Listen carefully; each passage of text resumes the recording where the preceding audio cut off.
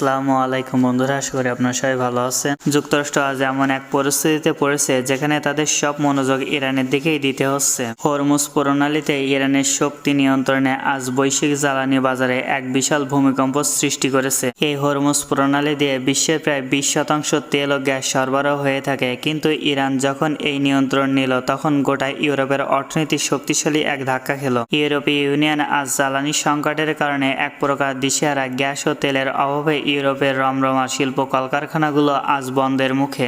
একসময় যারা ইউরোপকে উন্নয়নের রোল মডেল বলতো, তারা এখন আজ নিজ অস্তিত্ব টিকিয়ে রাখতে হিমশিম খাচ্ছে। ইউরোপীয় দেশগুলো বুঝতে পেরেছে যে যুক্তরাষ্ট্রের ওপর অন্ধভাবে নির্ভর করে তারা আর টিকে থাকতে পারবে না। আমেরিকা নিজেও আজ দেশের অস্ত্র ভান্ডার সচল রাখতে হিমশিম খাচ্ছে। নিজেদের তৈরি করা অস্ত্র দিয়ে তারা আর কতদিন যুদ্ধ টিকিয়ে রাখবে? ভিক্ষে করে আর কয়দিনই চলে। এই কঠিন বাস্তবতার কারণেই ইউক্রেনের হাত ছেড়ে দিতে বাধ্য হচ্ছে ইউরোপ। আর এই সুযোগটি পুরোপুরি কাজে লাগিয়েছে রাশিয়া। যুক্তরাষ্ট্রের এই মনোযোগ সরে যাওয়ার কারণেই ইউক্রেন আজ যুদ্ধক্ষেত্রে রাশিয়ার বাহিনীর কাছে রীতিমতো মার খাচ্ছে। সঠিক সময়ে সঠিক অস্ত্র পাচ্ছে না জেলেনস্কির বাহিনী। যুক্তরাষ্ট্রের অস্ত্র উৎপাদন ব্যবস্থা যখন নিজেদের দেশের চাহিদাই মেটাতেই ব্যর্থ হচ্ছে, তখন ইউক্রেনকে তারা নিয়মিত অস্ত্র পাঠাবে কিভাবে? রাশিয়া শুরু থেকে অত্যন্ত সুনির্দিষ্ট কৌশলে এগোচ্ছিল। আজ সেই কাঙ্ক্ষিত সফলতার দ্বার প্রান্তেই মস্কো। পুতিন প্রশাসন জানত সময় এবং ধৈর্যই হলো এই যুদ্ধের মূল চাবিকাঠি। যুক্তরাষ্ট্র যখন মধ্যপ্রাচ্যে বালি আর তেলের রাজনীতিতেই ব্যস্ত,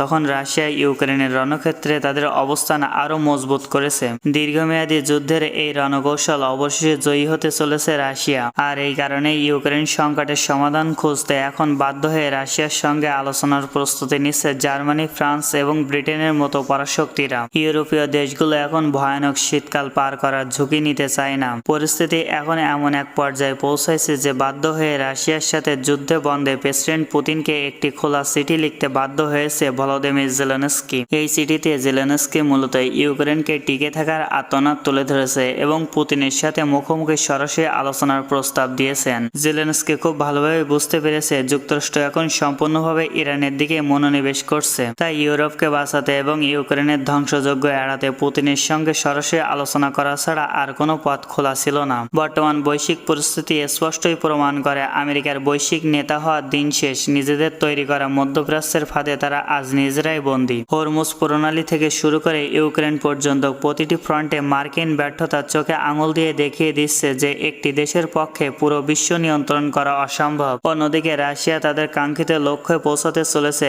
ইউরোপের জ্বালানি সংকট, আমেরিকার অস্ত্র উৎপাদন সংকট এবং জেলেনস্কির যুদ্ধবিরতির প্রস্তাব সবকিছুই ইঙ্গিত দেয় রাশিয়া এখন ভূ রাজনৈতিক চালকের আসনে রয়েছে। পুতিনের ধৈর্য ও দূরদর্শী সামরিক কৌশল অবশেষে সাফল্যের মুখ দেখছে। এই বিষয়গুলো নিয়ে আপনাদের কি মতামত জানিয়ে দেবেন আপনাদের গুরুত্বপূর্ণ মতামত। আজকের মতন বিদায়, দেখাবে নতুন কোনো ভিডিওতে। আবার আল্লাহ হাফেজ।